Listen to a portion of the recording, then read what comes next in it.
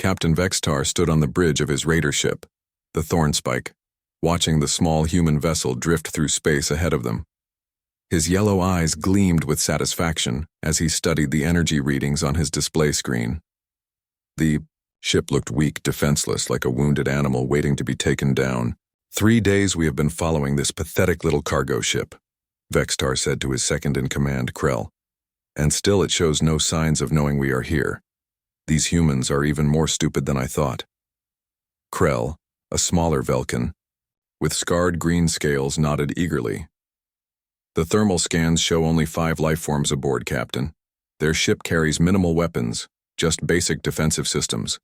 This will be the easiest raid we have done in months. The Velkins were a proud warrior race, known throughout the galaxy for their strength and their advanced technology. Their ships were faster, their weapons more powerful, and their armor thicker than anything humans could build. At least that was what they believed. Vextar had been raiding ships in this sector for over 10 years. He had attacked vessels from dozens of different species, the peaceful Altarians, the wealthy Centauri merchants, even the occasional military patrol from the Rigel Commonwealth. But humans were his favorite targets. They were weak, cowardly, and always carried valuable cargo. Most importantly, they never fought back. What does their ship registry say? Vextar asked. Krell checked his scanner. The Soul's Pride, registered as a cargo hauler out of the Sol system, shows a standard merchant crew with basic transport permits. Their cargo bay readings suggest they are carrying rare earth metals and technological components. Perfect, Vextar hissed through his sharp teeth. Rare earth metals will bring a good price on the black market, and humans always have the best technology, even if they are too weak to use it properly. The human ship continued drifting ahead of them, apparently unaware of the danger. Its engines produced a steady blue glow, pushing it slowly through the asteroid field where Vextar had first spotted it. The ship was smaller than the Thornspike, with a plain gray hull that showed its age. It looked exactly like what it claimed to be, a simple cargo hauler trying to make an honest living in the Outer Rim. Aboard the Soul's Pride, Captain Dae-Ho Kim sat calmly in his command chair, watching the same asteroid field on his own screens. Unlike the Velkin ship behind him, his bridge was quiet and efficient. The lights were dimmed and his crew worked at their stations with practiced ease. "How long have they been following us now, Sora?" he asked his engineer. Engineer Sora Park looked up from her console. 3 days, 2 hours, and 16 minutes, Captain. They are maintaining a distance of exactly 50,000 kilometers, just outside normal sensor range. And they still think we do not know they are there, Captain Kim said with a small smile. Taemin, what do your tactical sensors tell us about their ship? Tactical Officer Taemin Lee ran his hands over his control panel. Velkin Heavy Raider. Class Captain, crew of approximately 40, armed with plasma cannons and ion torpedoes. Their shields are rated for military-grade combat. 40 against 5. Communications Officer Jin Woo Choi said from his station. They must think this will be very easy. Medical Officer Hye Jin Yoon turned from her medical scanner display. I have been analyzing their ship's atmospheric readings, Captain. Standard Velkin crew, probably from the Outer Rim pirate clans. Their biology shows they are confident and relaxed. They do not expect any resistance. Captain Kim nodded slowly. Good. Let them stay confident. Sora, is everything ready? All systems prepared, Captain, Engineer Park replied. The surprise package is armed and waiting. The ship's defensive systems are ready to activate on your command. Excellent. Now we wait for them to make their move. The Soul's Pride was not what it appeared to be. While it looked like a simple cargo hauler, it was actually a modified reconnaissance vessel from the Human Defense Force. Captain Kim and his crew were not merchants. They were military specialists on a classified mission deep in alien space. Cargo in their hold was not rare earth metals. It was experimental human military technology, including new weapon systems and advanced artificial intelligence programs. The Human Defense Force had been secretly testing these systems against real threats, and the Velkin pirates had walked right into their trap.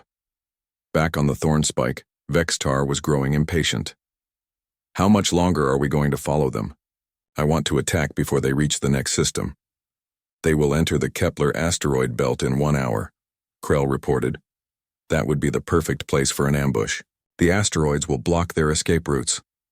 Good thinking, Vextar said. Signal the crew to prepare for boarding action. I want that cargo, and I want those humans alive. They will bring a good price as slaves. The Velkin crew began preparing for battle. Warriors checked their weapons and armor while technicians powered up the ship's offensive systems. The Thornspike was designed for exactly this kind of operation. Fast, brutal raids that left no survivors to report what had happened.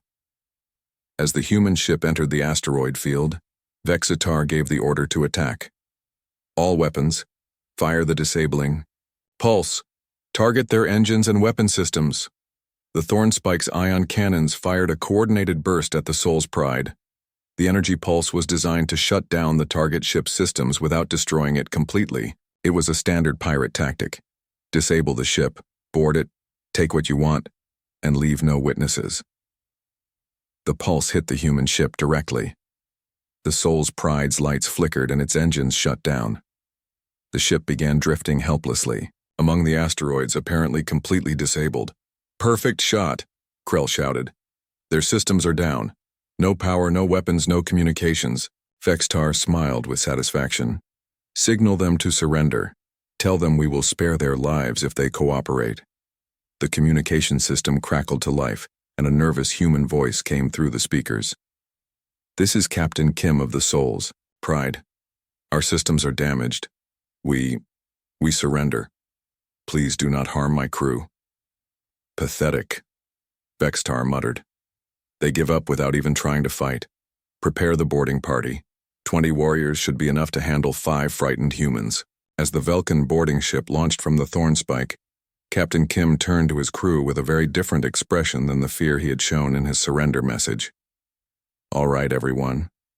They took the bait. Sora, are the internal systems ready? All traps are armed and waiting, Captain, Engineer Park replied. The ship may look disabled from the outside, but we have full control of everything that matters. Hyejin, is the gas ready? Atmospheric modification system is standing by. Medical Officer Yoon confirmed. The compound will affect their nervous system within 30 seconds of exposure. Taemin, you know what to do? Tactical Officer Lee checked his equipment one final time. Ready to play the scared merchant, Captain. They will not know what hit them. Jinwoo, are you monitoring their communications? I have been listening to their tactical frequencies for 3 days, Communications Officer Choi said. I know. Their attack patterns, their command structure, and their escape procedures. When we are ready, I can turn their own systems against them. Captain Kim stood up from his chair. Remember, everyone, we are not just defending ourselves. We are sending a message to every pirate clan in this sector. Humans are not easy prey anymore. The Velkin boarding ship attached itself to the Soul's Pride's airlock. 20 heavily armed warriors, led by the brutal Gorth, prepared to enter what they thought was a helpless cargo ship. They carried stun weapons and energy blades, expecting to face no resistance from the terrified human crew. Remember, Gorth growled to his warriors, we want them alive if possible. Dead humans bring less money than live ones. But if they resist, kill them quickly. The airlock opened with a hiss of equalizing air pressure. The Velkin warriors moved into the human ship, their heavy boots clanging on the metal deck plates. The corridors were dimly lit and seemed empty. Spread out, Gorth ordered. Find the humans and secure the cargo hold. This should take no more than 10 minutes. As the Velkins moved deeper into the ship, Engineer Park watched them on her security monitors. Each step they took was being tracked, each movement recorded and analyzed by the ship's hidden systems. They are moving exactly as we predicted, she reported to Captain Kim. 20 warriors, standard search pattern. They have split into 4 groups. Perfect, Captain Kim replied. Let them get comfortable. Then we will show them what humans really fight like. The Velkin warriors moved through the ship with confidence. They had done this dozens of times before, and they expected this raid to be no different. They had no idea that they were walking into the most sophisticated trap ever set by human military intelligence. In the cargo bay, Tactical Officer Lee waited in the shadows, preparing to put on the performance of his life. Soon, the Vulcans would learn that attacking a human ship was anything but simple. The hunt was about to begin, but the hunters had become the hunted. Gorth led his warriors through the narrow corridors of the human ship, his massive frame barely fitting through the doorways. The Vulcan warrior stood nearly 8 feet tall, with thick green scales and muscles that could crush a human skull, like an egg. His yellow eyes scanned the empty hallways as his team moved deeper into the Soul's Pride. "This is too easy," muttered one of his soldiers, a younger Vulcan named Skarn. "Where are the humans hiding?" "Probably cowering in their sleeping quarters," Gorth replied with a harsh laugh. "Humans have no courage when faced with real warriors. We will find them soon enough." The boarding party had split into 4 groups as planned. Gorth led the main team toward the cargo bay, while the other groups searched the engine room, the crew quarters, and the bridge. Each team carried scanners that could detect human life signs, but the readings were strangely unclear aboard this ship. What the Vulcans did not know was that engineer Sora Park had modified the ship's internal sensors to create false readings. The human crew could see exactly where every Vulcan was located, but the aliens could only get vague hints about human positions. "Contact," came a voice over the Vulcan communication system. "We found one of them in the cargo bay." Gorth smiled, with satisfaction. "Good. Bring him to me for questioning." But when Gorth's team reached the cargo bay, they found something unexpected. A single human stood in the center of the large room, his hands raised above his head in surrender. He was much smaller than the Vulcans, barely reaching Gorth's chest, with dark hair and frightened eyes. "Please," the human said in broken galactic standard, "do not hurt me. I am just the ship's maintenance worker. The others, they are hiding. They told me to stay here and surrender." Gorth looked down at the trembling human with disgust. "What is your name, little human?" "Taemin," the man replied, his voice shaking with fear. "Please, we have valuable cargo. Take whatever you want. Just do not kill us." This was exactly what Gorth expected from humans: immediate surrender and desperate begging for mercy. He had seen it hundreds of times before. Humans were weak, both physically and mentally. They had no warrior spirit, no pride, no courage. "Where are the others hiding?" Gorth demanded, grabbing Taemin by the shirt and lifting him off the ground. "The captain, he is on the bridge," Taemin gasped. The engineer and the medical officer, they locked themselves in the engine room. The communications officer is in his quarters, too scared to come out. Gorth dropped the human back to the deck. "Pathetic. Guard this one while we search the ship. If he tries to escape, break his legs." 2 Vulcan warriors remained in the cargo bay to watch Taemin while Gorth led the rest of his team deeper into the ship. The human maintenance worker sat on a cargo crate, holding his head in his hands as if he was about to cry. What the Vulcans could not see was the small smile on Taemin's face. Tactical Officer Taemin Lee was not a maintenance worker, and he was definitely not afraid. He was a former Special Forces operative who had served in 3 different wars before joining the Human Defense Force. His fear was an act, carefully designed to make the Vulcans overconfident. "How are we doing, Sora?" he whispered into his hidden communication device. "All teams are in position," Engineer Park replied from her hidden control room. "I am tracking all 20 Vulcans. They have spread out exactly as we predicted." "Jinwoo, are you ready with their communications?" "I have been monitoring their command frequencies," Communications Officer Choi confirmed. "I can disrupt their coordination whenever you give the signal." "Hi Jin, start the atmospheric modifications. Beginning release now, Medical Officer," Yoon said. "The compound is colorless and odorless. They will not notice it until it starts affecting their nervous system." In her hidden medical station, Dr. Yoon activated a complex system that began releasing a carefully designed gas into the ship's air supply. The compound was harmless to humans, but would have a significant effect on Vulcan physiology. She had spent months studying captured Vulcan medical data to create this weapon. The gas would not kill the aliens, but it would make them sluggish, confused, and prone to panic. More importantly, it would disrupt their natural coordination and make their movements predictable. "Captain," Sora reported, "the Velkans are entering the prepared zones. Should I activate the gravity traps?" "Not yet," Captain Kim replied from his position near the bridge.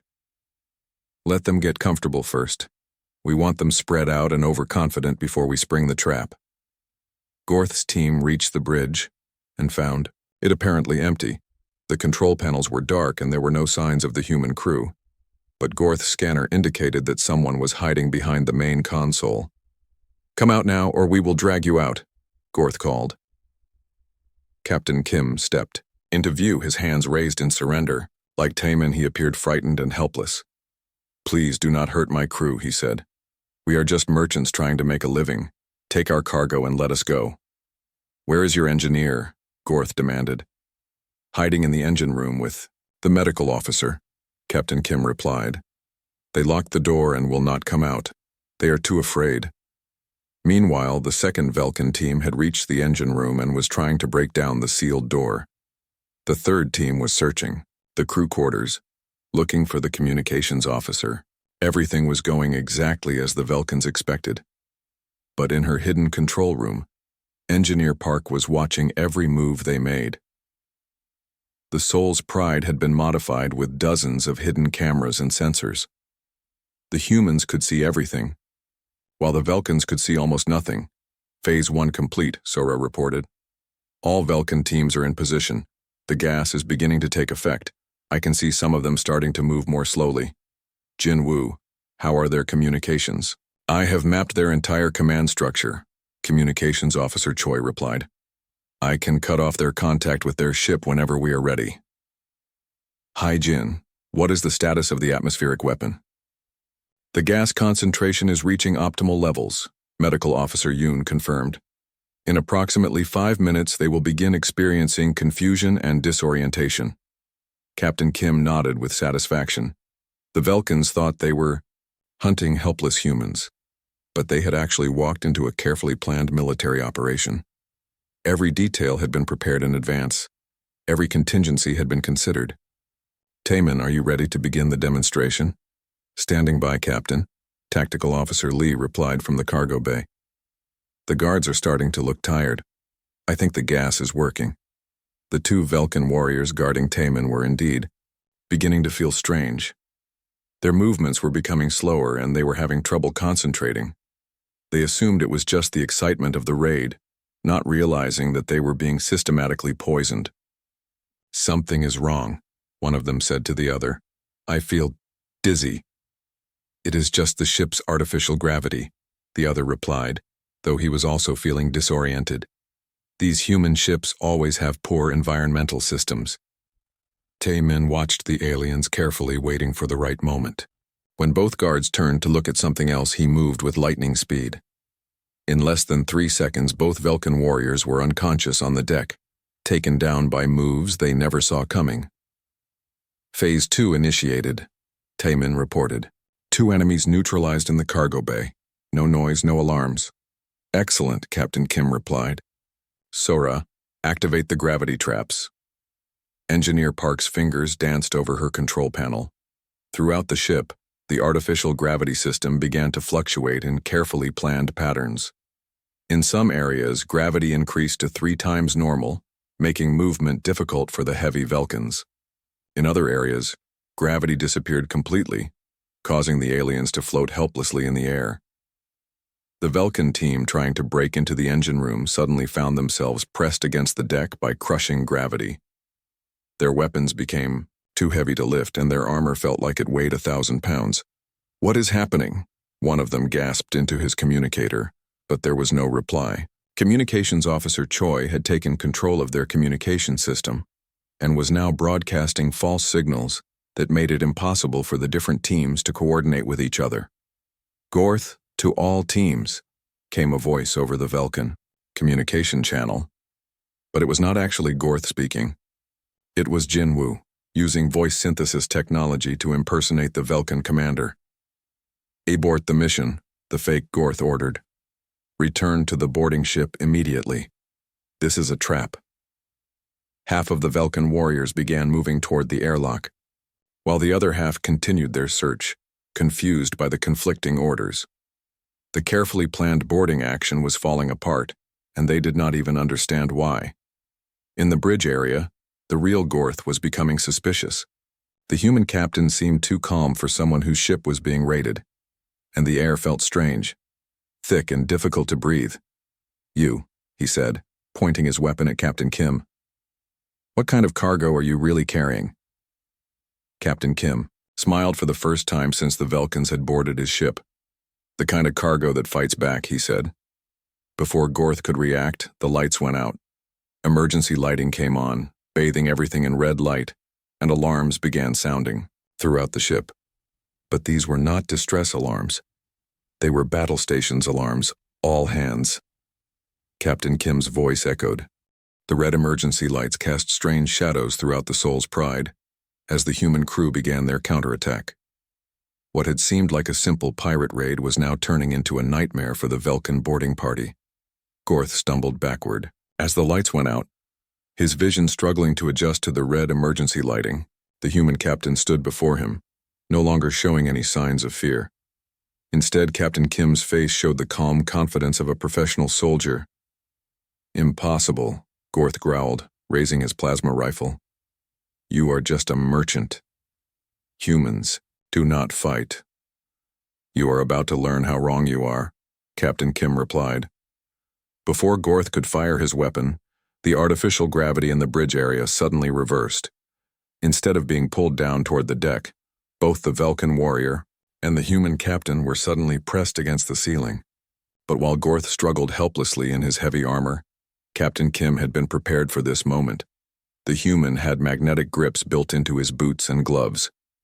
As soon as the gravity reversed, he activated the magnets and found secure footing on what was now the floor. Gorth, meanwhile, was trapped against the ceiling, unable to aim his weapon properly. "How?" Gorth gasped, his massive frame pinned helplessly above. "Engineering," Captain Kim said simply, before pressing a small device that sent an electric shock through the metal ceiling. The shock was harmless to the magnetically isolated human, but sent painful jolts through Gorth's armor. In the cargo, Bay Tactical Officer Taemin Lee was demonstrating why human special forces were feared throughout the galaxy. The two unconscious Velkin guards were just the beginning. 3 more Velkin warriors had entered the cargo bay, looking for their missing comrades. "Where are Brack and Dern?" demanded the team leader, a scarred veteran named Vec. "I do not know," Taemin said, once again playing the frightened human. "They told me to stay here, then they left.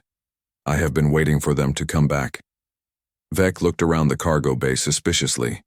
Something felt wrong, but he could not identify what it was. The air seemed thick and his thoughts were becoming fuzzy. He did not notice that the 2 missing guards were hidden behind cargo containers, unconscious but alive. "Search the area," Vec ordered his warriors. "Find Brack and Dern." As the 3 Velkins spread out through the cargo bay, Taemin quietly activated a hidden control panel. Throughout the large room, magnetic cargo containers began moving on their automated tracks. To the Velkins, it looked like the containers were shifting randomly due to the ship's damaged systems, but there was nothing random about it. Taemin was controlling every movement, using the massive containers as weapons and shields. A 5-ton cargo container suddenly slid across the deck, separating one Velkin from his teammates. Another container swung down from the ceiling, forcing a warrior to duck and lose his balance. Within minutes, the 3 Velkins found themselves isolated in different parts of the cargo bay, unable to see or support each other. That was when Taemin stopped pretending to be afraid. Moving like a shadow, the human special forces veteran used his knowledge of the ship's layout to attack from unexpected angles. He appeared behind one Velkin, used a sleeper hold to render him unconscious, then disappeared before the alien's companions could respond. "Contact! Human in the cargo bay!" Vec shouted into his communicator. "He is attacking us!" But there was no response from the other teams. Communications officer Jin Woo Choi had completely taken control of the Velkin communication system and was now feeding them false information. "This is Commander Gorth," Jinwoo said, using his voice synthesis system to impersonate the Vulcan leader. All teams report to the engine room immediately. We have found the main human force. But sir, Vec replied, we are under attack in the cargo bay. Negative, the false Gorth responded. Leave that area immediately. That is an order. Confused and disoriented by the gas that was now affecting his thinking, Vec obeyed the order. He and his remaining warrior left the cargo bay, not realizing they were abandoning their unconscious teammates to the human. Meanwhile, in the engine room, engineer Sora Park was demonstrating that humans could turn any technology into a weapon. The Vulcan team trying to break down the engine room door had been trapped by the increased gravity, but they were still dangerous if they could reach their weapons. Sora had spent 3 days preparing for this moment. While the Vulcans thought she was hiding in fear, she had actually been installing a computer virus into their ship's systems through a hidden transmitter. Computer, she said quietly. Activate the Vulcan ship interface. On her control screen, she now had access to the Thornspike's internal systems. The virus she had planted was more sophisticated than anything the Vulcans had ever seen. It did not just attack their computers, it learned from them, adapting and evolving in real time. Let us see how they like fighting their own ship, Sora muttered, beginning to shut down systems aboard the Thornspike. First, she disabled their weapon systems, making it impossible for the raider ship to fire on the Soul's Pride.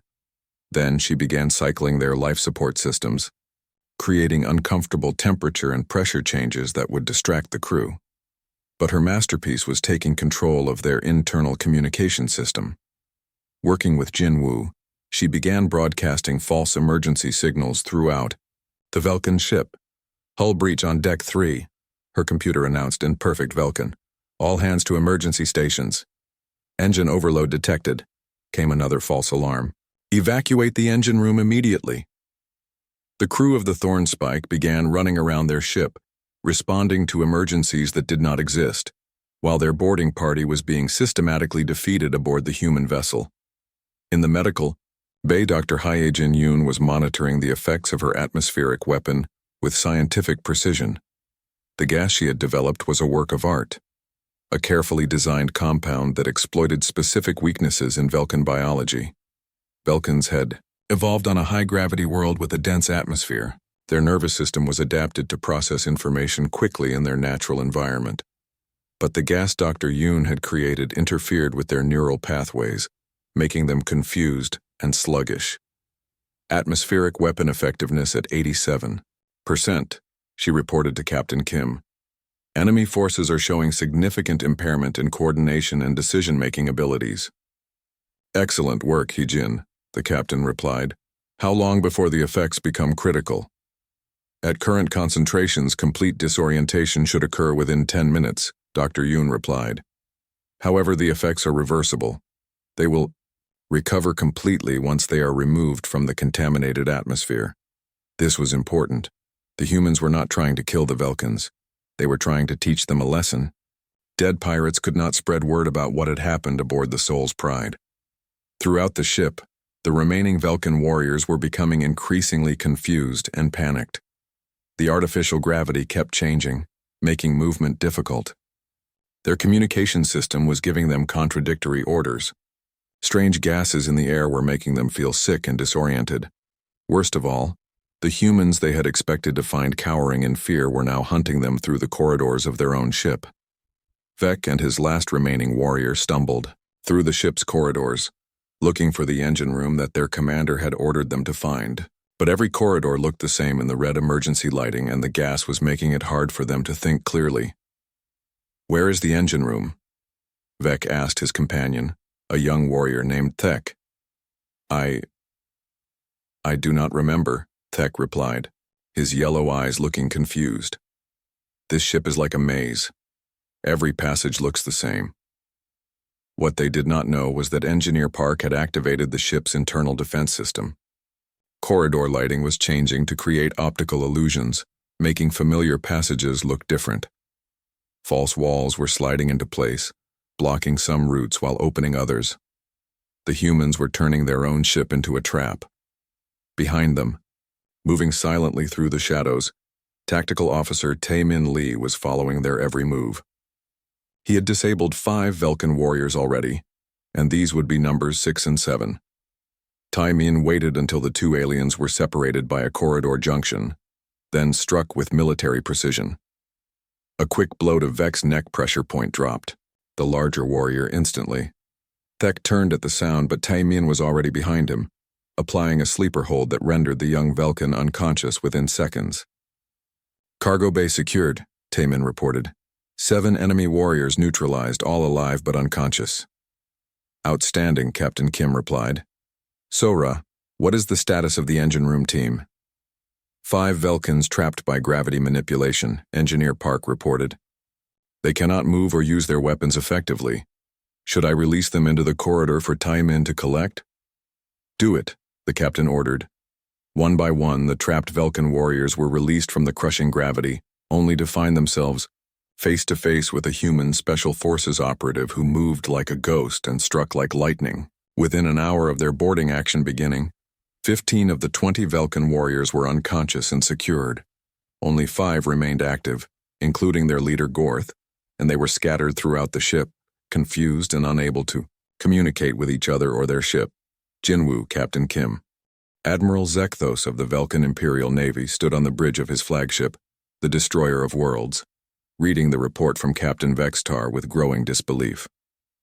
According to the pirate captain, a single human cargo ship had captured his entire boarding party and disabled his vessel without firing a shot. This is impossible, Admiral Zekthos said to his second-in-command, Colonel Tharn. 20 trained Velkan warriors defeated by 5 humans. Vextar must be lying to cover his own incompetence. Colonel Tharn, a veteran of many battles, was not so sure. Sir, the report includes detailed scanner readings and communication logs. If this is a lie, it is a very elaborate one. The Admiral was a massive Velkan, even by the standards of his warrior race, standing over 9 feet tall with scales that had been hardened by decades of combat. He commanded the respect of every warrior in the Imperial fleet. He had never lost a battle, and he had certainly never been defeated by humans. Humans are weak, Admiral Zekthos declared. They have no honor, no fighting spirit, no military tradition worth mentioning. They build fast ships because they prefer to run away rather than fight. This incident is clearly the result of Vextar's incompetence, not human superiority. But deep in his mind, the Admiral was troubled. He had studied human military history as part of his strategic training, and what he had learned did not match the image of weakness that most aliens believed. Humans had been fighting wars for thousands of years. They had developed weapons and tactics that seemed almost insane in their willingness to accept casualties. Sir, his communications officer reported, we are receiving a transmission from the human vessel. Put it through, the Admiral ordered. Captain Kim's calm voice filled the bridge of the Velkan flagship. Admiral Zekthos, this is Captain Kim of the Soul's Pride. I believe you have come to rescue Captain Vextar and his crew. We welcome the opportunity to speak with you. You will release my people immediately, Admiral Zekthos demanded, or I will destroy your ship and everything in this system. I do not think you will, Captain Kim replied, because destroying us would mean killing your own warriors, and because you are curious about how we defeated them so easily. The Admiral's eyes narrowed. The human was right, he was curious. And that curiosity might be the key to understanding whether this incident was a fluke or a sign of something more dangerous. You have 1 hour to surrender, Admiral Zekthos said. After that, I will recover my people from the wreckage of your ship. We will be waiting, Captain Kim replied calmly. But the Admiral would not be waiting. He had brought 3 heavy cruisers and 12 attack fighters to this system, enough firepower to destroy a small moon. Whatever trick the humans had used, to defeat Vextar's raiders would not work against a properly equipped military force. All ships prepare for battle, he ordered. Surround the human vessel and target their engines. I want them disabled, not destroyed. What Admiral Zekthos did not know was that the Soul's Pride had been busy during the 3 days since capturing the Velkan raiders. Communications Officer Jinwoo Choi had been using the captured Velkan communication equipment to send coded messages to other human ships in the area. "Captain," Jinwoo reported, "the cavalry is arriving." On the Soul's Pride's main screen, new ships began appearing as they dropped out of hyperspace. First came the destroyer Busan's Hammer, commanded by Commodore Sang-ho Park. Then the cruiser, Incheon's Fury, followed by 2 escort frigates and a support vessel. The human task force was smaller than the Vulcan fleet, with lighter armor and fewer weapons.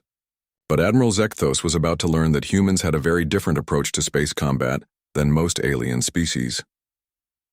"This is Commodore Park of the Human Defense Force," came a new voice over the communication channel. "Admiral Zekthos, you are in violation of interstellar law by attacking civilian vessels. Withdraw immediately or face the consequences." Admiral Zekthos laughed. 5 human ships against my battle squadron? You are either very brave or very stupid. Probably both, Commodore Park replied. But that is what makes us human. The Admiral gave the order to attack, confident that his superior firepower would end the battle quickly. The Vulcan ships moved in a traditional battle formation, with the heavy cruisers providing covering fire while the fighters moved in for attack runs. But the human ships did not respond in any traditional way. Instead of forming a defensive line or attempting to escape, they scattered in all directions, moving in patterns that seemed completely random. "What are they doing?" Colonel Tharn asked, watching the tactical display in confusion. "I do not know," Admiral Zekthos admitted. "Their movements make no tactical sense. The humans were indeed moving in ways that violated every principle of space combat that the Vulcans understood. Ships that should have been protecting each other instead flew off in opposite directions. The destroyer charged directly at the Vulcan flagship, apparently attempting a suicidal ramming attack. But at the last second, the Busan's Hammer veered away, firing its weapons at point-blank range before disappearing behind an asteroid. The shots were not aimed at the Vulcan ship's heavy armor. Instead, they targeted the communication arrays and sensor systems. "Damage report," Admiral Zekthos demanded. "Minor hull damage," his tactical officer reported. "But our primary sensor array is offline and we have lost communication with 2 of our cruisers." This was the beginning of the human strategy. Instead of trying to destroy the more powerful Vulcan ships, they were systematically blinding and isolating them. Each human vessel moved independently, using their superior speed and maneuverability to strike at weak points and then escape before the Vulcans could respond. Engineer Sora Park, now aboard the Busan's Hammer, was coordinating the electronic warfare aspect of the battle. The virus she had planted in the Vulcan communication system 3 days earlier had been growing and evolving, spreading from ship to ship through their networked systems. "Commodore," she reported, "the virus has infected the Admiral's flagship and 2 of his cruisers. I now have partial control of their navigation and targeting systems." "Excellent," Commodore Park replied. "Make them work for every shot." Throughout the battle, the Vulcan ships found their weapon systems malfunctioning at critical moments. Targeting computers would lock onto the wrong targets or fail completely just as human ships came into range. Navigation systems would provide incorrect data, sending Vulcan ships off course when they tried to pursue their enemies. The human ships, meanwhile, seemed to know exactly where every Vulcan vessel would be at any given moment. They appeared from behind asteroids just as enemy ships passed by, fired precise shots at vulnerable systems, and disappeared before return fire could be directed at them. Admiral Zekthos had never experienced anything like this battle. His ships had superior firepower, better armor, and more advanced technology, but they could not land a decisive blow against the constantly moving human fleet. "Sir," his weapons officer reported, "we have fired over 300 missiles and scored only minor hits. The humans are using the asteroid field against us and our targeting systems keep malfunctioning." "And our fighters?" the Admiral demanded. 6 have been destroyed and 4 more are reporting system failures. The humans have some kind of electronic warfare capability that we have never encountered before. On the Soul's Pride, Captain Kim was coordinating the battle through encrypted communications with the other human ships. But this was not really his battle anymore. It was Commodore Park's show. and the senior officer was demonstrating why human naval tactics were feared throughout the galaxy. All ships, Commodore Park broadcast on the human tactical frequency, initiate Pattern 7. Pattern 7 was a maneuver that would have been impossible for most alien species to execute. It required perfect timing, absolute trust between ship commanders, and a willingness to take risks that most military minds would consider insane. The 5 human ships suddenly converged on the Vulcan flagship from different directions, approaching at maximum speed. To Admiral Zekthos, it looked like a coordinated suicide attack. "All weapons fire at will," he ordered. "Destroy them before they reach us." But the human ships did not maintain their collision course. Instead, they used the Vulcan ship's own mass to change direction at the last moment, swinging around the flagship like stones on a sling. Each ship fired as it passed, targeting different systems with surgical precision. When the maneuver was complete, the Destroyer of Worlds was still intact, but it was effectively helpless. Its weapons were offline, its shields were down, and its engines were severely damaged. "Impossible," Admiral Zekthos whispered, staring at the damage reports, flooding his screens. "Attention, Vulcan fleet," Commodore Park's voice came over the communication system. "You are defeated. Surrender now, and we will provide medical assistance to your wounded and safe passage out of this system." "We have not surrendered." "Admiral," Zekthos roared, "we still have 2 functional cruisers." "Actually," Engineer Park's voice cut in, "you do not." On the tactical display, the 2 remaining Vulcan cruisers were spinning helplessly, their crews struggling with navigation systems that were now completely under human control.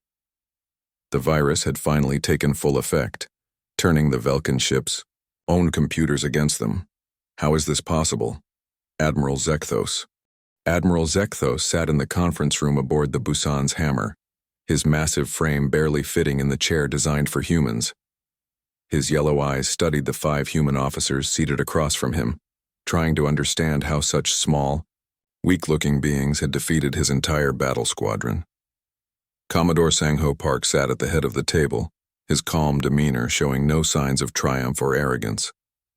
Beside him, Captain Daeho Kim looked like nothing more than a simple merchant, not the tactical genius who had orchestrated the capture of 20 Vulcan warriors.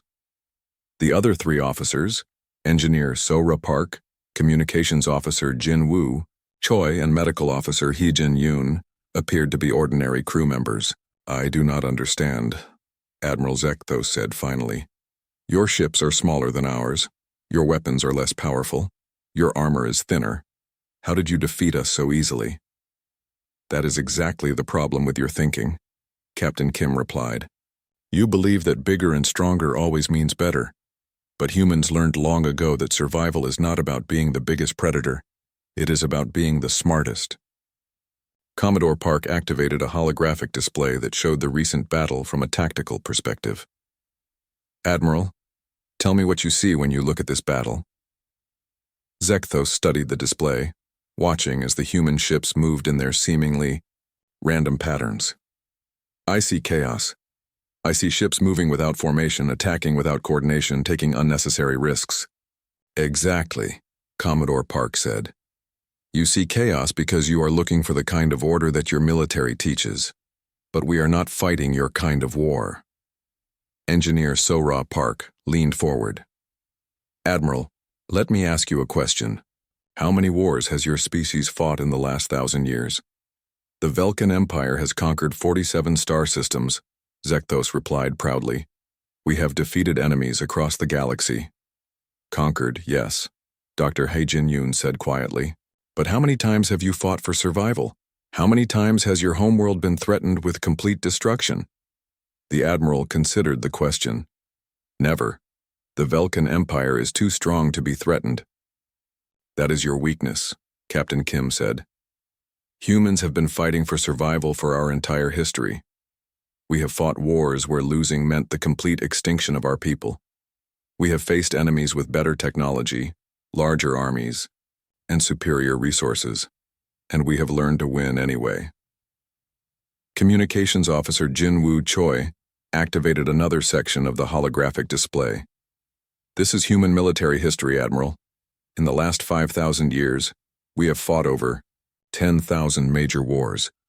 We have been invaded, conquered, enslaved, and nearly wiped out dozens of times, but we are still here. The display showed a timeline of human conflicts, ancient battles with swords and shields, medieval sieges, gunpowder wars, industrial conflicts, and finally the space battles that had brought humans to the stars. Every defeat taught us something new, Commodore Park explained. Every enemy showed us a different way to fight. We learned to adapt, to improvise, to turn our weaknesses into strengths. Admiral Zekthos studied the human timeline with growing unease. But humans are physically weak. You have no natural weapons, no armor, no enhanced senses. True, Captain Kim agreed. So we learned to fight with our minds instead of our bodies. We learned to use tools, to work together, to think ahead of our enemies. Engineer Park touched a control, and the display showed the internal structure of the Soul's Pride. Admiral, you thought you were attacking a simple cargo ship, but every system on that vessel had been modified for combat. The artificial gravity system became a weapon. The atmospheric controls became a chemical warfare delivery system. The communication array became a tool for psychological warfare. The cargo hold itself was a trap, Tactical Officer Taemin Lee added, speaking for the first time. We turned our own ship into a weapon against anyone who tried to board it. Dr. Yoon brought up medical data on the display. The gas I used against your warriors was designed specifically for Vulcan physiology. I spent months studying your species' biology, looking for weaknesses that could be exploited without causing permanent harm. Why? Admiral Zekthos asked. Why did you not simply kill my warriors? Why show mercy to enemies? Because dead enemies do not learn lessons, Captain Kim replied. And because we wanted to send a message to your people. Commodore Park stood and walked to the viewport, looking out at the disabled Vulcan ships floating in space. Admiral, what do you think will happen when you return to your fleet and report what happened here? They will not believe me, Zekthos admitted. The High Command will think I am making excuses for my defeat. Some will, the Commodore agreed, but others will listen. They will start asking questions about human capabilities. They will wonder what other surprises we might have prepared. Communications Officer Choi brought up a new display showing galactic communication networks. Admiral, the virus that Engineer Park planted in your systems is still active. It has been spreading through the Vulcan communication network for days, gathering intelligence and mapping your military structure. Admiral Zekthos felt his blood run cold. You have been spying on the entire Imperial Navy? Not spying, Engineer, Park corrected. Learning. Understanding your tactics, your technology, your weaknesses. The virus does not steal information. It analyzes how you think, how you fight, how you respond to threats. But why? The Admiral demanded. What do you plan to do with this knowledge? Captain Kim leaned back in his chair. Nothing, if you leave us alone. The virus will remain dormant as long as Vulcan ships do not attack human vessels. But if your people decide to escalate this conflict, he did not need to finish the sentence. The implications were clear. You see, Admiral, Commodore Park said, returning to his seat. This is what humans call deterrence. We do not want to fight your empire. We have no interest in conquering your worlds or enslaving your people. But we will not allow ourselves to be treated as prey. Dr. Yoon activated a final display showing human space. Our territory may be smaller than yours, Admiral, but every ship, every station, every colony has been prepared for defense. We have spent decades studying every species that might threaten us. We know your weaknesses, your tactics, your psychology. And if we choose to attack anyway, Admiral Zekthos asked, then you will learn what happens when humans fight a total war, Captain Kim said quietly. We will not just defeat your fleets, Admiral. We will turn your own technology against you. We will make your allies question their loyalty. We will fight until you beg us to stop. The room fell silent as the implications sank in. Admiral Zekthos realized that he was not just looking at 5 human officers. He was looking at representatives of an entire military philosophy that was completely alien to his understanding. Your species fights for conquest, Commodore Park continued. You attack because you are strong, because you can. But humans fight for survival. And when we fight for survival, we do not stop until the threat is completely eliminated. Engineer Park brought up a schematic of the Soul's Pride's cargo hold. Admiral, do you remember what Captain Kim said about our cargo? He said it was the kind of cargo that fights back. What was it really? Zekthos asked. An artificial intelligence system, she replied. Specifically, a learning AI designed to analyze alien combat tactics and develop countermeasures in real time. Every move your warriors made, every decision you commanders took was recorded and studied. Communications Officer Choi smiled grimly. The AI has now analyzed the tactics of over a dozen alien species. It knows how you think, how you fight, how you can be defeated, and it shares that knowledge with every human military unit in the galaxy. We are not just defending ourselves, Admiral, Captain Kim said. We are preparing for the future, because we know that someday someone will try to destroy humanity completely, and when that day comes we will be ready. Admiral Zekthos stood slowly, his mind reeling from what he had learned. What message do you want me to take back to my people? Tell them the truth, Commodore Park replied. Tell them that humans are not the weak prey species that most aliens believe us to be. Tell them that attacking human ships is not simple. It is the beginning of a war they cannot win. And tell them, Captain Kim added, that we prefer peace, but if they choose war, they will face an enemy unlike anything they have ever encountered. They will face a species that has turned survival into an art form. As Admiral Zekthos prepared to leave, Dr. Yoon handed him a small data device. Medical information, she explained. Treatment protocols for the gas exposure your warriors experienced. They will recover completely, but they may have nightmares for a while. Nightmares about what? The Admiral asked.